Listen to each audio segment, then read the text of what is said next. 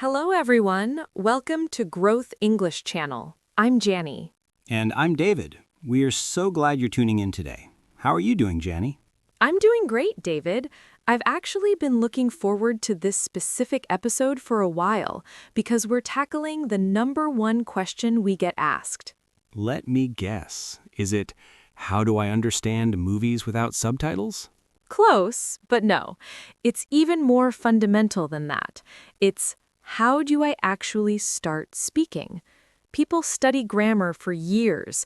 They read books, they listen to podcasts like this one, but the moment they have to open their mouth to speak to a real person, they freeze.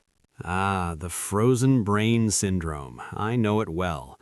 Even as a native speaker, when I try to learn a second language, I feel like my brain becomes a blank piece of paper the moment someone says hello to me. Exactly.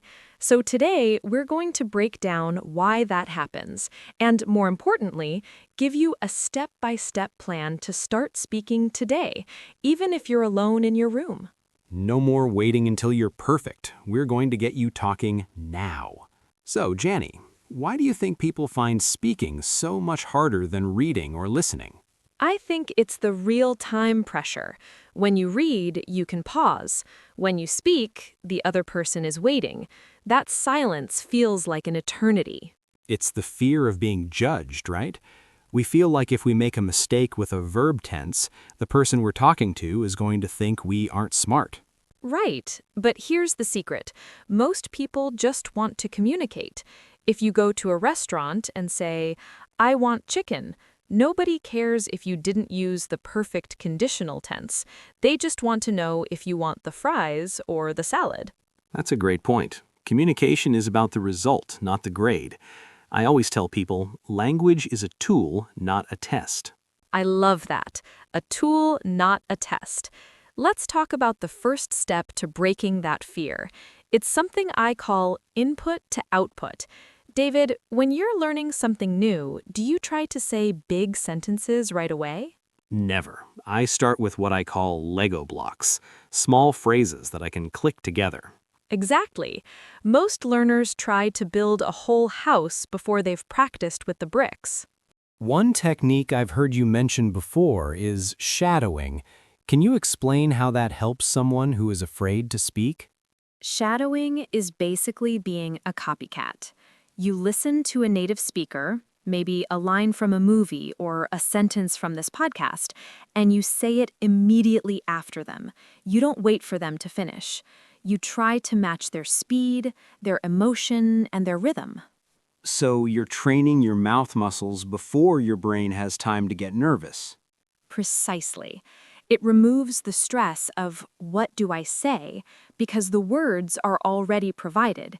You just have to focus on the how do I say it part. Let's try a quick example for our listeners. I'll say a natural sentence and Janny, you shadow me. I was thinking about going to the park later today. I was thinking about going to the park later today. See? Janny didn't have to think about grammar. She just followed the sound. And if you do that for 5 minutes a day, your speaking muscles get stronger. It's like going to the gym for your tongue. Let's look at a real-life situation. Imagine you see a friend you haven't seen in a long time. David, if we ran into each other after a year, what's the most natural thing to say? I probably wouldn't say, "Hello, Janny, it has been a long period of time since our last encounter." That sounds like a robot. Please don't say that. I'd say, "Janny, oh my gosh, it's been forever. How have you been?" It's been forever. That's a great Lego block. It doesn't literally mean a billion years. It just means a long time. And look at the reaction. Oh my gosh. We use that for everything. Surprise, excitement, even when we drop our phone on the floor. Exactly. And then the second part, how have you been? Notice we don't just say, how are you? We use, how have you been, to cover the time since we last met. If a learner just memorizes that one sequence, "Oh my gosh, it's been forever. How have you been?" They already sound 10 times more natural than if they tried to translate from their own language. What if the conversation gets difficult? What if the other person says something you don't understand? That's where the safety phrases come in. Instead of freezing, you say, "I'm sorry, could you say that a bit slower?" Or, "What does that word mean?" Being honest about not understanding is actually a sign of a high-level speaker. It shows you are engaged in the conversation.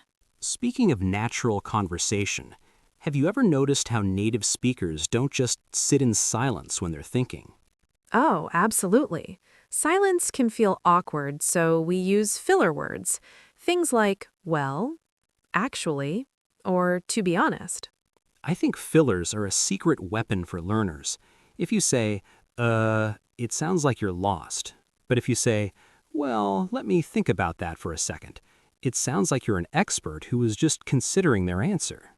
It buys your brain time to translate. If someone asks you, what do you think of the new project, and you're not ready, you can start with, that's a good question. Actually, Those 2 seconds of actually give your brain enough time to find the next English word. it makes you sound much more confident. Even if the grammar that follows isn't perfect, the way you started the sentence makes you sound fluent. There's one more thing that people hate doing, but it's probably the fastest way to improve. Is it recording yourself? Yes, I know. Everyone hates the sound of their own voice. I hate mine too. But it's so helpful. When you're speaking in the moment, your brain is too busy to notice mistakes. But when you listen back to a recording of yourself, you think, oh, I forgot the S on he walks. It's like being your own teacher. You don't need to record a long speech, just 30 seconds on your phone. Describe what you ate for breakfast. Listen to it and try to say it again, but better. It's that review part that really locks the language into your long-term memory. We've covered a lot today, Janny. I think it's time we look at how all these pieces fit into a single puzzle. I agree. It can feel like a lot of different tools, but they actually work in a cycle. Think of it like this. You start with shadowing to get the sounds right. Then you learn your Lego blocks, those natural phrases like, it's been forever, so you don't have to build sentences from scratch. And once you're in a real conversation, you use your fillers like actually or well to stay calm and buy time. If you get stuck, you use your safety phrases. Exactly. And then the final step is the review. You take those real-life moments or your own practice recordings, and you listen back to see where you can improve for next time. It's a loop. Every time you go through it, you get a little bit faster and a little bit more confident. You don't need to do everything at once. Maybe this week you just focus on using one filler word. Next week, you try shadowing for 5 minutes a day. That's the key. Consistency over intensity. If you apply these tools together, that frozen brain we talked about at the beginning will start to thaw out. You'll find that the words are there when you need them. We're coming toward the end of our time, but we can't leave without giving them a homework assignment. Oh, I have the perfect one. The Narrate Your Life Challenge. Sounds interesting. What is it? Tomorrow, when you are home alone, I want you to speak out loud about everything you are doing. I am making tea now. Where is the sugar? Ah, here it is. The water is hot. It sounds silly, but it works. You're building the bridge between your thoughts and your mouth. Exactly. If you can't describe your own kitchen in English, you'll never be able to describe your business dreams or your feelings.